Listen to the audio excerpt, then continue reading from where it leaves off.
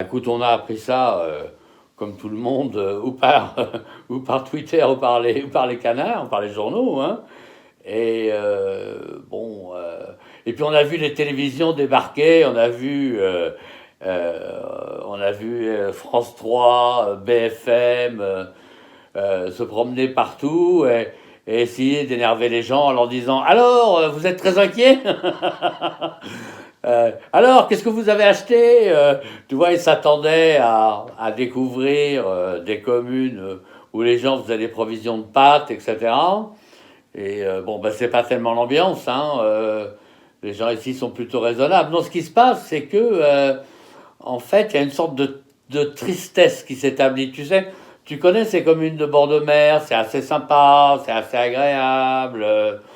Et puis d'un seul coup, si tu veux, les gens ne se regardent plus de la même façon, se parlent plus de la même façon, se disent pas bonjour de façon aussi sympa. Enfin, il y a une sorte d'été noir général, hein, qui fait que l'ambiance devient quand même de plus en plus pesante, quoi.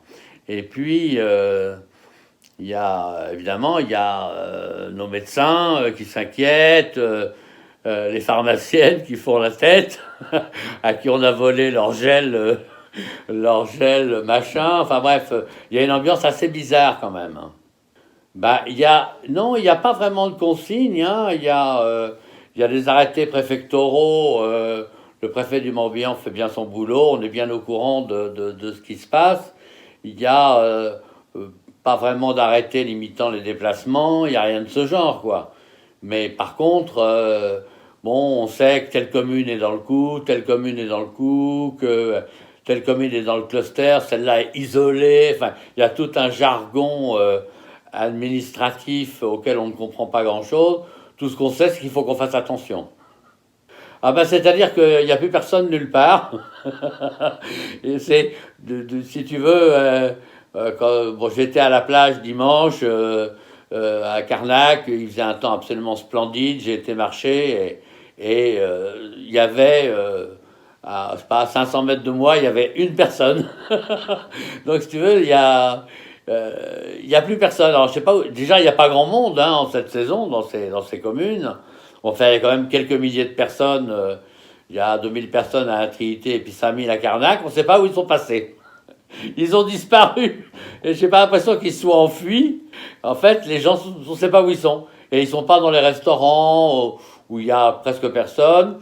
Ils sont pas non plus tellement dans les troquets à boire des cafés le matin. Il n'y a pas grand monde. Tu vois, les gens, on ne sait pas où ils sont. Voilà. Et donc, tu traverses, tu traverses des espaces déserts, quoi. Voilà. On cherche évidemment des infos. C'est pas tellement dans les quotidiens qu'on les a, mais c'est en discutant sur le port avec les uns ou avec les autres.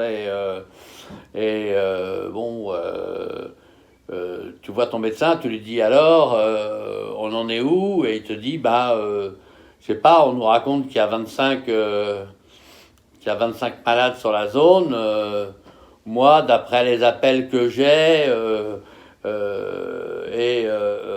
j'ai l'impression qu'il y en a 10 fois plus qu'il y en a 250, quoi.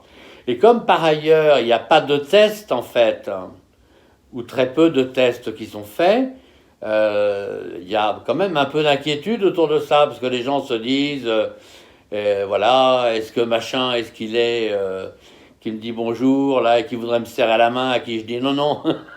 Est-ce il est déjà affecté, ou est-ce que moi, par exemple, si j'ai un peu mal quelque part, est-ce que je suis infecté aussi? Enfin bref, il y a une sorte d'incertitude.